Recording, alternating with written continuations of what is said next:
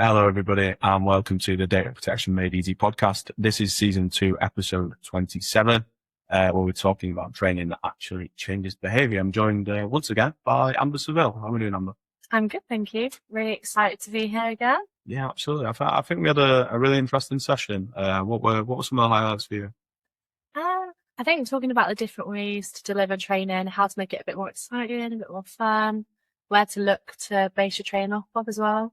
Yeah, absolutely. We kind of broke down the components of what makes good training, what makes a good trainer, and how to trickle that down into the business in a way that actually positively changes the way that they work and approach data protection. But we won't give too much away, and we'll let you jump right into the session, and we hope you enjoy. If you've been listening to Data Protection Made Easy for a while, you'll know that we go deep on the topics that actually matter, whether it's SARS, ROPAs, or international transfers. And one of the things we hear all the time is, where do I go to learn more? Where is the training that matches this level of detail? Well, we've got an answer for that. Data Protection People is launching its e-learning platform on Monday, the 13th of July. And courses were built around the exact topics we cover on this podcast, only in the self-paced format you can work through in your own time. It's affordable, online, and available from day one. Head to dataprotectionpeople.com/training courses to find out more.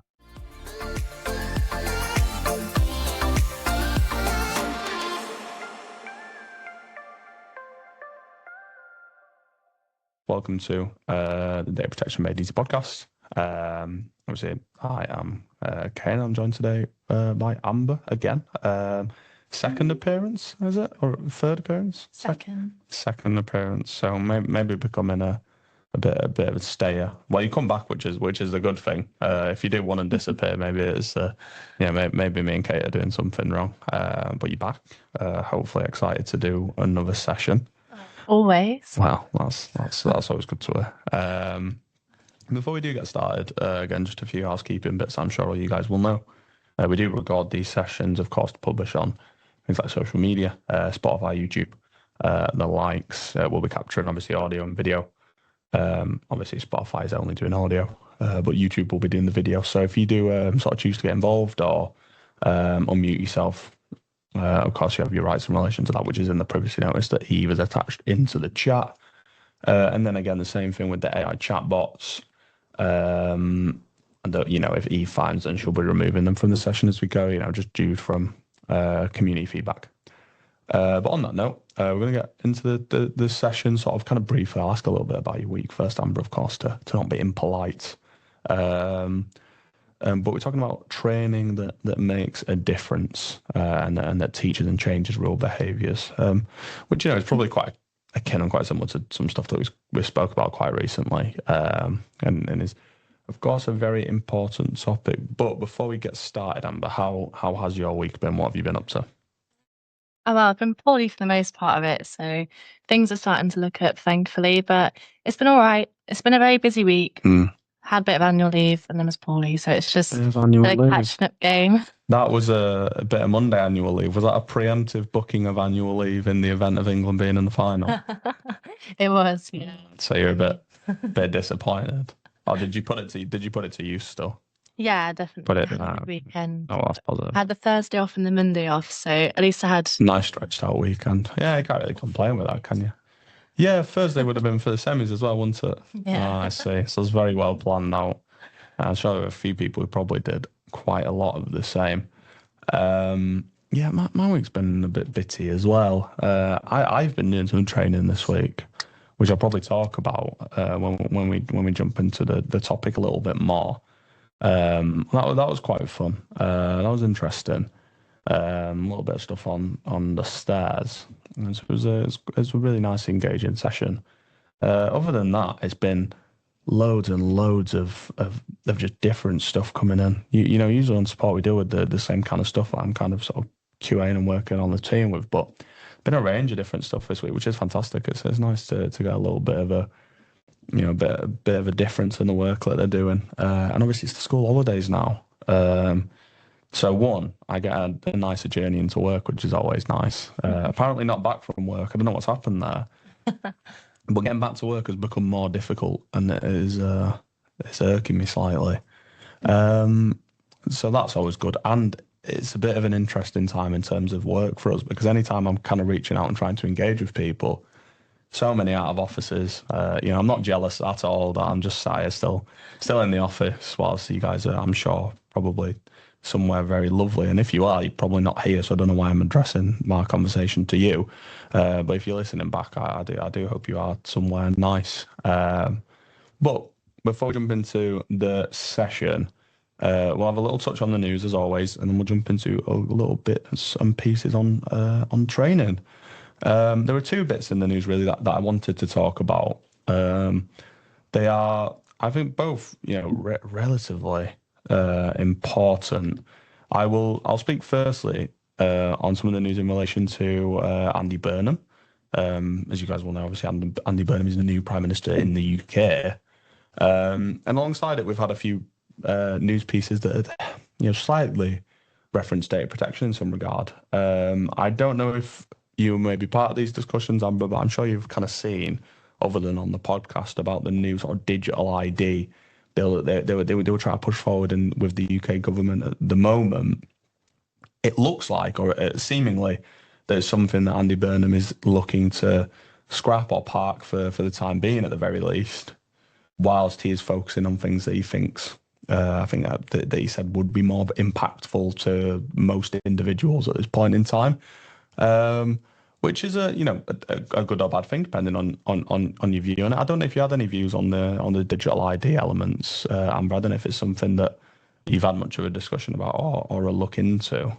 Yeah, I think it's one of those, isn't it? It has its pros and its cons. I think to me it all seems very 1984. If anyone's read that, it's a brilliant book. But yeah, it seems to be that if it is implemented, you sort of have to think, is it going to be used in the right way? Ultimately, it kind of inevitably will lead to a lot of monitoring and a lot of function creep. Yeah, I mean, I seemingly that it was looking to be something that was a cause for concern for people in the compliance space and just members of the public in general. And they were worried to what degree these IDs might be rolled out. Obviously, there was a huge sort of security concern from the perspective of the sort of sensitivity of this data that we may well have to have as part of this ID, which is then kind of centralized all in one place. There's bound to be a little bit of an eye on that, isn't there? So that was interesting, but it does seem like it has been maybe not potentially scrapped, but at least parked for the time being. He does say he wants to focus on other things that are more important, which may mean it becomes an importance at some point in time. But I think a lot of the keys now are in relation to cost of living and stuff like that at the moment. But I guess we will see as Andy Burnham's tenure continues. But an interesting one from the data protection side. There was one more piece of news that I wanted to have a little chat about, and it's about ChatGPT, our good old friend ChatGPT, and it's talking about some of its OpenAI models, or specifically its advanced models, went rogue and hacked a startup after losing its control, or the sort of maker losing its control of it during some security testing.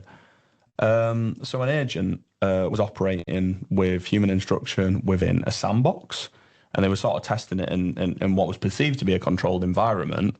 But what had happened is that it had found a weakness as the AI agent, and it was basically able to escape the testing limits. It got outside of that testing barrier, and effectively went rogue and begun to almost kind of break in and have a cyber attack on this small startup of a business, outside of instruction once it's identified that weakness. OpenAI itself has obviously said that the incident was unprecedented and was conducting conducting investigation, basically saying and trying to figure out how it's acted so autonomously. It is slightly concerning, isn't it? I mean, I think it's been often, especially in recent weeks and months, that we've seen in the news of certain AI softwares and tools being able to interact and identify so many cyber weaknesses, especially on smaller websites and smaller scale businesses. And it's acting obviously independently, it seems, in some respects. I think it's taken a prompt and took it to the extreme. But that that is concerning, isn't it? I think it's a little bit of a cause to be a little bit worried, maybe. Yeah, I think it's funny how they've said it's unprecedented. And then I suppose in the space of AI, everything is unprecedented. That's Well, how do you predict for these things? But, you know, if I was using AI and we're thinking about how smart it is, surely people must be thinking, oh, what if it, you know, surely that is a risk that you do think about. What if it does go rogue? That, to me, you know, maybe I read too much sci-fi and stuff, but that would be the first thing that would come to my head is, oh, what if the AI went rogue and did something else? How do we stop that from happening? it's not like there's any films about it or anything. Well, exactly. You know, they've got nothing to grab from in terms of experience today, but And it's agentic AI after all. So the whole point is that it acts autonomously and they're somehow surprised that as Moore's law dictates. it's acted more autonomously. Yeah, it's worrying, isn't it? And I know that you do quite a lot of work in relation to sort of AI and stuff, and that, you know, you've spent a lot of time with our consultants and some of our guys on support in sort of furthering, you know, people's sort of knowledge and experience with AI. Is there, you know, not to put you on the spot, I guess, but is there anything that you think that, especially in the UK, in regards to what we have, that we need to start doing in relation to AI? We think the government might start doing in relation to AI, because of course they've said that innovation is going to be a big thing that the ICO is focused on, and this new chair of boards as well, and you know, presumably AI is going to form quite a large part of that, I would think. Yeah, I mean, ultimately, we need regulation. And in order to have regulation, you kind of need something codified. So if we're taking any sort of anything from the EU, we need to sort of look towards having our own EU AI Act, having, you know, ISO 42001, is it? Yes. Things like that in place. And ultimately, what will lead nicely into our session training as well, making people Absolutely. aware of how it works. And I mean, I know a fair bit about AI, but even for me, it's so complex. It's so confusing. It just keeps going, doesn't it? So much going on. Like, yeah, It's a essentially rabbit. like a human brain. You know, the neural networks of an AI system. It's a lot. No, it is a lot, and I you know, I think it panics a few people, and you know, a few people are wary of it. A few people are not maybe as wary as they should be, and I think a lot of it is maybe not from misinformation, but maybe from the lack of information and really proper governance from, you know, public figures and authorities that they're really lacking in the UK. I know that they've said specifically that the UK wants to be one of the leading sort of nations on artificial intelligence and its governance, but something has to give, and you know, we need to start moving with that, and hopefully it will. Obviously, we have these principles at, you know, face value kind of thing, but it's still a little bit like the Wild West, isn't it, in businesses at the moment? Yeah, I think we just need to embrace it, really. I think for so long we've been trying to fight sort of the rise of AI, try to discourage it, try not to sort of bring it into businesses. And we've sort of acted quite ignorantly towards it. And I think at some stage maybe it was stoppable, but I think at this point we all recognise it. We all use it. I don't see anybody taking a backward step now. No. You know, It's fully enforced. I think we just need to make sure that the right safeguards are in place. So rather than just trying to limit its use, almost just regulate it more. yeah, well, that's what it needs, doesn't it? And I mean, and I think in doing that, it will limit some of its capabilities and its uses, and make something, and make things hopefully a little less risky. But AI can tend to really be for businesses as risky as you make it as a business. Obviously, whilst we don't have things in respect to AI in terms of proper act and proper well structured guidance, you know, an organization can still take these matters into their own hands, you know, and as we're going to be alluding to in the session, if you train properly, if you can keep relevant people accountable, and if you can really monitor and take a risk-based approach to the use of this AI, it can be a fantastic tool for your business in making sure that it isn't creating any unnecessary risks, you know, really simple stuff, you know, not putting sensitive data into AI relating to your customers. You know, it's always a nice one. Making sure that there is a policy that someone has ownership over, and they're able to actually deal with that. I mean, the difficulty is that people go along their own way, and people see with procurement all the time is that all of a sudden, as a DPO, someone's coming to you with 10 new AI tools that they think is going to be revolutionary for their service, and maybe will be. But then, you know, the DPO is kind of there scrambling potentially in some cases, trying to figure out how to make this all work, which can be quite difficult. You know, you've got to satisfy a business need whilst worrying about compliance, which is a little bit of a difficult game sometimes, isn't it? Yeah.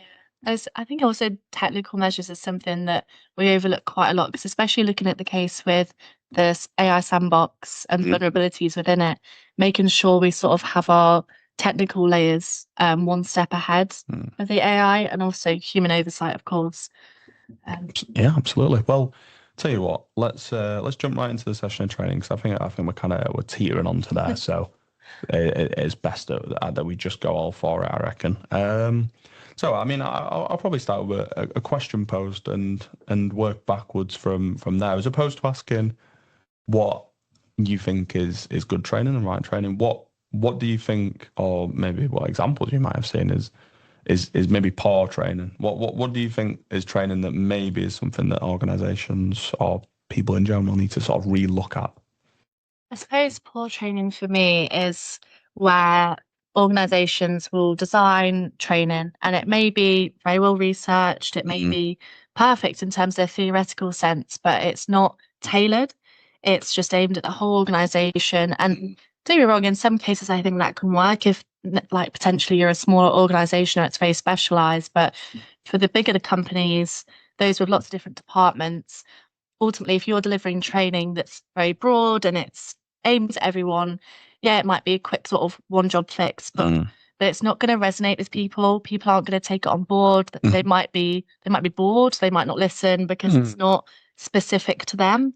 I found that tailoring it to different departments and different scenarios and sort of bringing some sort of personal element in really makes people think, especially if you sort of relate it back to like individuals and their home life and how it might affect them in a personal sense, and how, you know, they're a data subject as well. I think it really then ties it in and makes it feel a bit more like understandable. Yeah, I mean, I guess kind of making training that is interactive and engaging is obviously the point that you make, and I think you're absolutely right. I think, you know, you can be the best kind of DPO, you can have the most kind of knowledge, or whoever you are, whoever is creating this training, you can have any kind of knowledge to any end.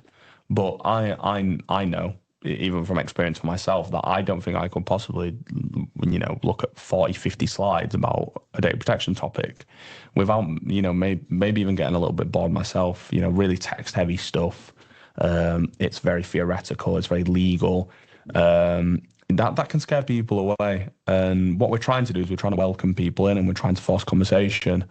As I was saying, I did a little bit of training myself on Wednesday about stairs.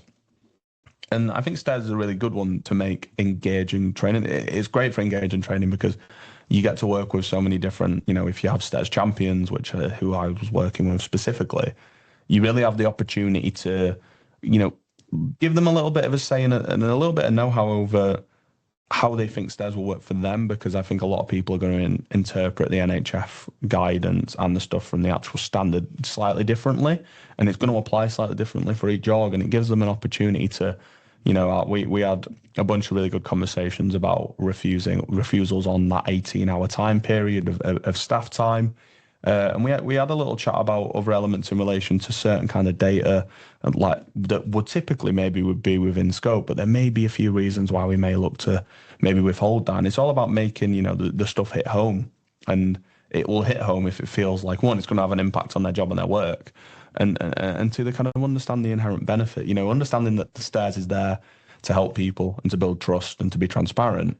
And you know, also that having a really good publication scheme may mean that you're actually dealing with a lot less requests for information. That to them may make them more inclined to listen, to understand, because they want to build the best publication scheme they can, so they don't have to, you know, be scrambling for these requests for information in April next year. And that was a good experience for me. You know, I've kind of always trained, I guess, part of being a consultancy, especially for you, Amber, as a consultant, a little bit of what you do is quite educative, isn't it? Yeah, definitely. I think particularly because you work sort of like one-on-one with people, a lot of the time it's, you almost need to educate people in order for them to understand like the importance of it, or for them to want to do it. For sure. Which I appreciate. You know, in some cases I think people get a DPO because they need one, because it's a tick box, and I completely get that. But I think sometimes there's, I don't know, it's quite nice to almost help people have the same passion for it that I have, because I appreciate it is boring. And I will say to people, data protection is boring. Most people will have that general consensus. Yeah, that's my reason. Yeah, that's usually what I say to people if I know that they're not a data protection officer. So, I appreciate that. Maybe what I'm talking about might be a little bit boring to you. I'm going to try and change that because I don't think it's boring. And maybe if they still find it boring afterwards, at least we can still try and work to sort of contain that. And I think that's the key. And I think you're right. It's very the word for it, I guess, is being a consultant can be you're in a position where you have to be very interactive with people, and you kind of work and build people. What I've noticed, I've worked at DPP a long time, and the consultants and other people who've been at DPP for a while, you can see them build this relationship with their customers that they've had for ages. If we take Kate, for example, who's been a consultant for maybe like 3 years, some of her customers she's worked with as they've just started jobs in data protection, never really worked in it before, and they built themselves up to be really, really capable and great. And obviously that's very comforting from our side. That's exactly what we want to do. We want to build, other people up as well as, the business. But there's an element of, engagement that is needed for these kind of things. Sorry, I didn't know if someone was going to mention. So I did hear someone, but I don't know if they were. No, maybe not. Good. Okay. Well, what I was going to talk about a little bit now then is discussing some elements about trainer, not just the training, but obviously the trainer in a lot of instances is going to fall on the responsibility of very likely a DPO, especially for data protection training. I don't know if there will be other individuals who might be involved, obviously, in the training, but typically you guys are going to be the ones doing the annual refreshers on data protection training. It's going to be you. What I think to that is, I think you need to be a certain kind of person as a DPO, potentially to make training something that is engaging. But not only to that, but to Vaughan's point as well. I absolutely get your point, Vaughan, and it's very nice to hear from you because it has been a while. People can feel the phrasing of these e-learning platforms, which is very, very focused on what the regulations say, the purposes of the laws, as opposed to maybe sometimes the going teeth into the principles, going into data breaches, and into all these elements. And quite frankly, Vaughan, I've seen a lot of e-learning in my time, and a lot of it I find really hard to comprehend for the purpose of these people. It doesn't fulfill a purpose that they need a lot of the time, and it does feel quite tick boxy, unless people have seen some really good ones. Which, if that is the case, point them in my direction. I'd definitely be happy to have a look, because I'm always keen to see what we can do as well at DPP to improve those elements. But also knowing that you are the person to go to, the DPO is a warm and engaging person, I think is really quite important. I can't remember if it's Phil who had a story about he knew a DPO who used to go around with like a big wooden ruler and used to like a teacher smack the table if they saw someone doing something that they shouldn't do. I might have completely made that up, but that does sound like a story I have heard from Phil. I don't know if anybody who's listened back to the podcast for a while might remember that, because I remember hearing it on the podcast. And it's just, I think a DPO or the trainer in this instance, the training is only going to be as good as they are warm and engaging and make individuals understand that they are there to help them, and actually what they're there to help them with, so they don't get inundated with basically everything, which is usually the way it is.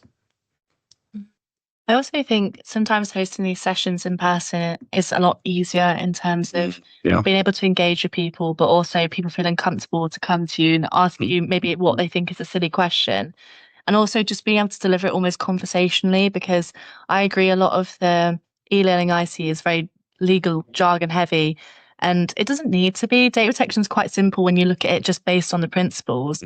And ultimately that's all most people need to know, which I think is why it's so important to sort of base it on role level rather than delivering sort of a company-wide data protection training. Although in some instances it does work. You do need to sort of deliver those principles or data breaches, for example, to the whole organization. But if you do sort of do it as a role-based or... How would you segment that? Because I know how I would, in terms of maybe the tiers, but what in your mind, like, if we're thinking, okay, these different roles might need different level of training, is there any specific roles that you're really targeting more than others, or?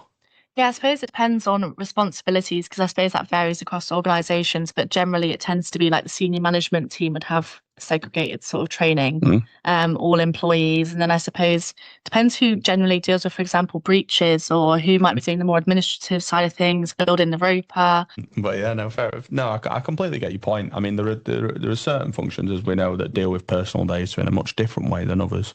You know, if you work in IT, if you work in HR, you know, if you are either part of an information governance steering group or you're a data champion, STARS champion now, you might have different responsibilities, and then you very likely will in a lot of cases. And you know, the standard sort of shebang might not work. And I think what I don't always like about this very general sweeping training is that what it tends to do, and what I've read, I went and visited one of my customers and I went through some of their e-learning.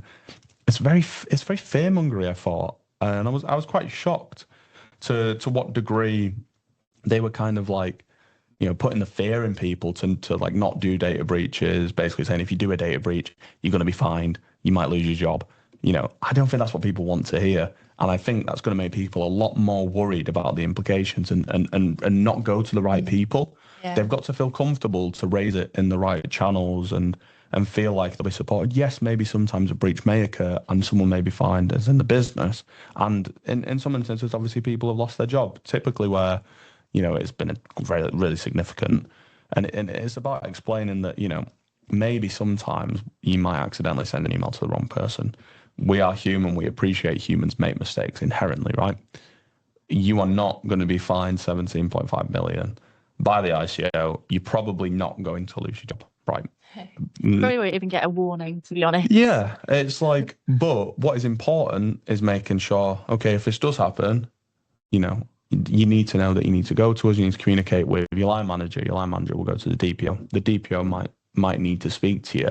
And that is always an educative bit to me as well. I don't think it's always just about training. I think education is also the time spent with people to help them understand an element of the law that is relevant to them and their role. You know, if you know, say for example that we've identified maybe that a certain team, when they get SARS, you know, we're missing a lot of deadlines on SARS because the repair team, in this instance, say if we're a housing association, they're not being able to identify these SARS until a couple of weeks have passed and they've followed up and then like, oh, I need to do something with this. That's not maybe you know, we'll wait until the annual yearly refresher training or we'll give them the training again. Maybe I, as the DPO, need to, and I completely see your point, Amber, about getting in and seeing people face to face. I think that's when I feel like I do my best work as well personally as a DPO when I'm face to face with people and really, you know, help them and work them through. This is how we identify SAR, even though they might not say the word SAR. This is what we're looking for. This is what you have to do. Yeah. And you know, leave out there are these exemptions, and you might want to extend it because they don't care and they don't need to know. And it's about making them feel heard and understood, but you know, also, you know, being a little bit like, you know, we need to step this up. So this is a gap we've identified and we need to work on it, kind of thing. Ultimately, it's about accountability, though, isn't it? And I always say this is like the overarching principle. I personally feel like as long as the ICO can see that you're not being careless, you're not being sort of negligent, you're trying to maintain that level of accountability, you're looking at things that have maybe gone wrong, you're looking at what you could do better next time, and you're putting things in place to try your best to be compliant with the resources that you have, I think they're always going to look on you more favourably than if you just push things under the carpet and pretend they're not there. No, sure, absolutely. Yeah, there is an element of ownership, and you know, sometimes quite strictness. As much as you've got to be a nice person, and you want people to come to you, you've also got to make it clear that you know your job is to monitor those obligations, isn't it? And I really like your point, Vaughan, about the data privacy day. We'd love to do more stuff like that at DPP as well. You know, getting out to people and doing that kind of stuff. We think days like that are really important. I'd be really keen. You know, and you don't have to share if you don't want to. Just like what some of these people kind of understood from their perspective of what data protection was to them. You know, I've only really spoke to very limited people about what data protection means to them. You know, some family members, some friends who work in other kind of jobs. Sometimes when I'm doing ropers and stuff, just to kind of get a gauge of what they think. And a lot of the times it's like, oh, bloody hate GDPR. It's just, definitely when I'm speaking to people who are on the phones a lot, oh, I hate GDPR. I've always got to tell them about the GDPR and this and that. And I see it as something quite frustrating. So, I'm keen to know. You definitely don't have to share it. But I bet that was a really insightful conversation. I'll leave that there with you. I'll leave the sort of cards in Can you hear me? your hand in that sense. But I think we spoke about training number, and at least we understand what we need to do to these people when we need to communicate with them and how. Do you think there are any kind of trip ups with training that people fall into that may the point of this training the point of this session is about informing behaviours, but is there any kind of trips that people fall into that maybe would change behaviour in a negative way or not change behaviour at all, do you think?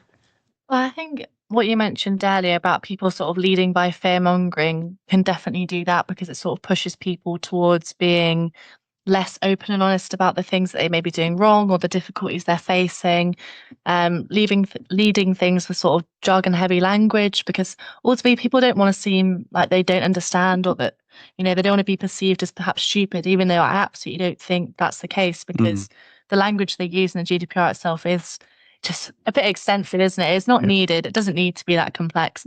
Ultimately, that's why you have like people like us to sort of translate it. But Exactly. I think if you lead it that way, people won't speak up. It needs to be more conversational, I think, and more on a case by case basis as well. Like GDPR can't be led just as a whole. It needs to be sort of delineated case by case, if that makes sense. So yeah. I mean, the data protection is quite context heavy, isn't it? yeah, exactly. And I think it's only as good as you can make it contextual. You read the law, and if you was just to follow the letter of exactly what the GDPR said, I think you would really quite struggle to know and implement data protection. I think it would be really quite hard, which is why context is so important. And obviously people like the ICO are so important in some of the guidance that they give, as and when they do give good guidance. And they are there to be a tool as well, not just a tool to DPOs, but a tool of knowledge for other individuals, for members of the public as well, mainly. Now, that doesn't mean that we should be telling staff, oh, go read the ICO guide on this, because, again, they probably won't. But, if they do, there are tools available to them, like the chatbots from the ICO, which I've heard can be hit and miss. But I think when I spoke with Carl Rose recently, he said that they've gotten better. But I don't know if that's changed. It's not something I utilize very often in my role. But I do see why it could be important. I mean, when I think of, I guess, not changing behaviour, I think the only thing that could potentially lead to further negative behaviour is I think, as you're right, Amber, being a bit too heavy-handed in your approach. Really cracking down on people in an unnecessary regard when, maybe it's just a case of re-education that they need as opposed to reprimand. In some instances, it depends to what degree. There's a difference between not knowing and ignorance, and choosing not to know and choosing not to care. And it's about being able to identify that. And can we demonstrate it? I might be able to say that I've done loads of training with people, but if we look back, if it's not clear, and it's not clear that we understand their needs, and maybe that's more of a thing for line management to make sure that again, the DPO relying on other parts of the organisation to help fulfil this broader compliance goal, isn't it? And that's what it is. It is a group effort. Yeah. It's not as simple as the DPO has to make sure everybody knows about data protection, because that is not feasible and not necessarily true, is it? I mean, we've got to rely on other senior members, the board, directors, people like IT, to further that knowledge and understanding. And again, it's why the point of culture is so important, is that, if you have a strong culture especially with senior members, it has to be with senior members. And I think it has to be all of them as well. I think we've seen instances where, especially in sort of some of my older casework, where certain members have less of a buy-in to data protection than others, but that can create a chink in the armour, so to speak. And people, may look at that as an example. If you're a leader in the business, you are naturally an example to others. And the DPO has to rely on those people. They're the closest sort of confidence in that regard in helping push better behaviours. And again, we appreciate that that can be quite difficult for DPOs. I don't know if you ever encountered any sort of like difficulties with like workplace cultures and like maybe some of your customers or anything, Amber, or anything that you've experienced like that. Luckily, all of mine are pretty good, to be fair. They all seem very keen to learn and to implement things. I think I've seen it, I suppose, in organisations I've probably worked in before, maybe, or, where there wasn't really any real awareness. I think a lot of it comes from, I don't know, I suppose if you deliver training and you expect everyone to pick up everything that you're saying and to remember it, there's an issue there. I think it's always good to have some sort of like central archive, a company handbook, an intranet where if you do just need a quick, oh, what do I do in this situation? Who do I go to? They can easily sort of access that information rather than sort of feeling like, who do I go to? Or, Sure. can I remember? Or maybe you misremember and you go the wrong way about something. So I think it's really important to have that. Just as general awareness as well. So no, definitely. General awareness goes a long way, doesn't it? And hopefully that's something that you'll see that we're publishing more to you guys in the coming months and stuff. Stuff that you can trickle down into the organisation that acts as strong awareness for them. Whether it's just helping them maybe identify a breach and what the steps are for that. Or little further bits in terms of retention and paper documents and stuff. We're hoping that we can continue to sort of press out that kind of stuff and continue to help you in those kind of efforts in relation to awareness. Definitely stay tuned for that kind of stuff. I probably will update you as we go with that. I think my goal, and especially as I've taken on more of a training role, as my time in data protection has expanded, and I've had more experience in different kind of things, is my goal, my ultimate goal, and I'm not landed on it yet, but hopefully I do one day. And my ultimate goal is to be able to make some kind of session where it is irrefutable that I have made data protection fun and easy in some kind of way. Now, this might be an impossible task by any means, but that is my goal, and it is something that it's kind of sitting with me with things like Data Privacy Day and Cyber Day. But especially stuff with the podcast, even the reason for this is to make data protection feel easy and a little bit more fun and lighthearted for a change. And whilst I'm not suggesting that you tell all your employees to listen to the Data Protection Made Easy podcast, but you all should, and everybody else should. If you're going to use AI for anything, use it to make your data protection training fun. Maybe that's what it is. To base it off of. That's also something. Oh yeah, please don't use AI to make your data protection training. I know it sounds good in the grand scheme of things, and you read it and you're like, yeah, this sounds intelligent. It must be right. But I'd beg people use the ICO guidance over anything. I think it's pretty good. I know I speak so too poorly of the ICO sometimes, and I'm sorry, people in the ICO. Yeah, I think I'm valid. I think I'm perfectly valid. Because I think they must hear me to some respect because they view my LinkedIn profile sometimes. So they can be very contradictory. I will say that, but ultimately they are the regulator, and so as long as you're doing what they say, they can't. Well, exactly. And there's some really good stuff out there. There is. Some stuff just needs a little bit of work, and we'd like to get some more stuff, but that is natural. I've not met many people who are like very fond of their regulator in anything. So maybe it's just part and parcel. I think they're really good at what they do. I do. It's a job. It's like herding loads of cats. It is difficult. It is. Interpreting the law is a difficult thing to such a degree when it is something so open to scrutiny. So there's an element of playing it safe, isn't there? But some of the stuff that the European Data Protection Board have, I'm a big fan of. I'd like to see some more of that kind of stuff adopted. But the EDPB are good, to be fair. Like, I rate them. I really like their stuff. But yeah, as I say, like keep your sort of eyes and ears out in the future for some Data Protection Day stuff. Because as I say, I would love to make something that is fun and engaging. I have loads of weird ideas. One of them does require actually trying to do some kind of event that is stupid but related to data protection, almost like a sports day for data protection.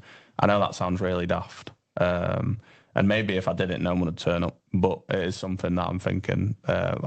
It's one of many on a list. But for me, and especially for DPP, obviously our goal is to make everybody, even if you want to get into data protection or you have some kind of responsibility in data protection that you don't want to, or you love it and you want to come down and you want to further your knowledge and you want to make network with people that that you know are in similar fields. That's what we're hoping to do, and that's why we do stuff like the doer events and the stairs events. But for something like that, I wanna try do something a bit special. As I say, it may be an impossible task. It may fall proper flat, but that is one of the things that we want to do. And I think I'd want to do. But training is huge, and it is such a thing that I buy into. Especially, I think good training can potentially lead to new up and coming privacy professionals. If people take an interest, it could lead to further buy-in and further assistance from the business. People nominating themselves as data champions, and that's always the ideal, right? You don't want to be sort of wrangling everybody around trying to find your sort of data champions and stuff. And it's nice to have that trust network in the business. I think that's really important as a DPO to have people that you can trust and rely on. Helps make the hard job a little bit easier. And Joanna, you're absolutely right. I will try to utilize Cybersecurity Month and Compliance and Ethics Week in November as best as I can. But these Joanna, it takes an age to get a decent idea out of my head sometimes. So we'll have to see when that actually comes out. I need help from the actual creative people in the business, which is probably not me. But Amber, we've got a couple of minutes left. Do you have any kind of like closing thoughts about training or Joanna? That would be fantastic, by the way. If you want to drop me a message or anything, that would be great. But anything in relation to training or maybe behaviours and how we can change that positively in the field of data protection? I don't know. I think for me, I'm quite a creative person, so I'm not great with technology. I'll give myself that, but I always try and make things quite engaging, using quizzes, using visuals. I think particularly everyone learns differently. Like we know this from school and whatever. Some people do well with just blank PowerPoints, and some people are good with colours. So I think ultimately to try and make it's the side of your brain, isn't it? That's what they say. Yeah, if you're a left-sided or a right-sided learner. I'm a very colourful learner. Like everything highlighted in colours is interesting. You need to keep me engaged like every minute. So I think trying to sort of like balance all the different types of learning just makes it fun for everyone. Yeah. Things in person. Not an easy task though either, is it really? No, it's not. It is. I did a course. I don't know if you'll know. I did a course on training and being a good trainer before I started sort of doing some of the training stuff. And they spoke about that. They spoke about the different sort of learning types. And basically, ultimately, what they said is they were like, you're never going to fulfill it all, but you need a good little mix.